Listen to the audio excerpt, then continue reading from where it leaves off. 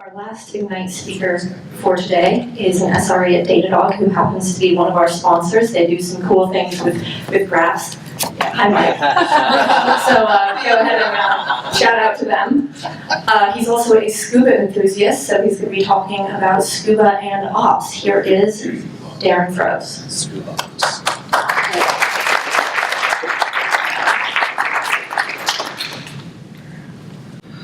My name is Darron Froese, and I'm a site reliability engineer with Datadog based right here in Manhattan.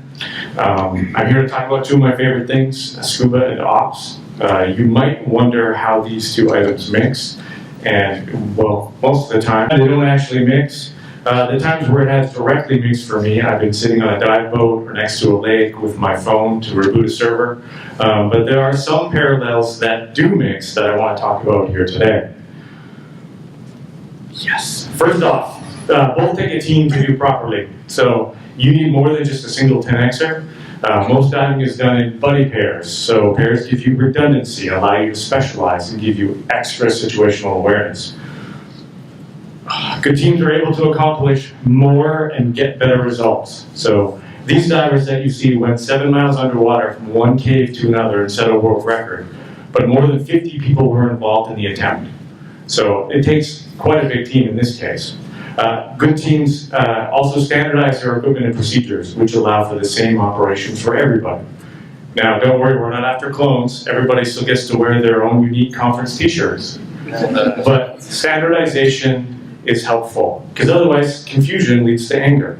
Maybe we just shouldn't use Upstart, Supervisor, SV, Run It, and Docker in a single system. Does it make things more confusing? Are we just bite shedding because we can? Standardization is not a buzzkill, it's helpful.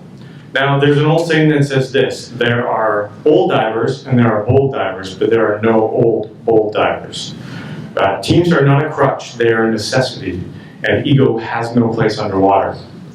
Now, on the edge of any discipline, failure is expected, but how you deal with failure is key. In both Scuba and Ops, panic is your enemy. So when a failure occurs, you want to respond both quickly and accurately. When I was trained, I was often tested with random failure scenarios during dives and had to react appropriately. Now, when any of those scenarios occur on a real dive, it's not something new. I've done it dozens of times. Last fall, when Amazon rebooted most of the cloud, our team was concerned.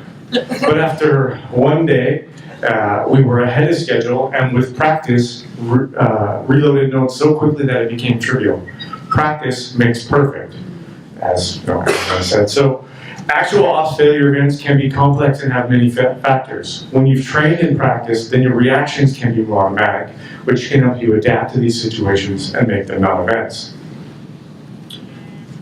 In the picture above, I'm doing what's called a pre-breathe. A pre-breathe is a 5-minute process where I sit on the surface, I breathe my equipment, and I monitor how I'm feeling. This is the most important item in my dive checklist, and I never skip it.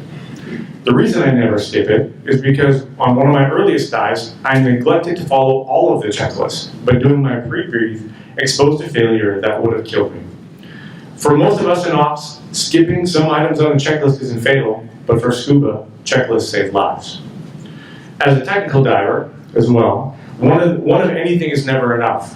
One tank full of delicious breathing gas, good. 2 tanks connected together is better.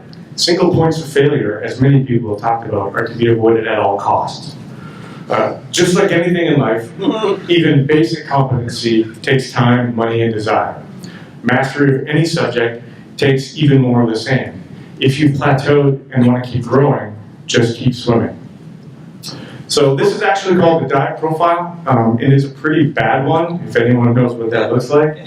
That sort of dive is hard on your body and can lead to serious injuries, and it's actually one of my earliest dives. I was terrible. But I took those first terrible dives to heart, and many dives and many credit cards full of dive gear later, I can now pull a dive off properly and make safe dive profiles. Mastery takes time, dedication, and perseverance. An ops career, just like a scuba addiction, isn't for everybody. It takes time and desire to learn the basics, and many years to learn that Debian packages are the one true package standard. Thank you. But when it all comes together, and you can do a flawless 200-foot dive onto a shark-covered wreck, or a cluster-wide console server upgrade without downtime, it can be a thing of beauty. Thanks for listening. In quick summary, it takes a team. Failure happens, don't panic, and just keep swimming. So thanks again.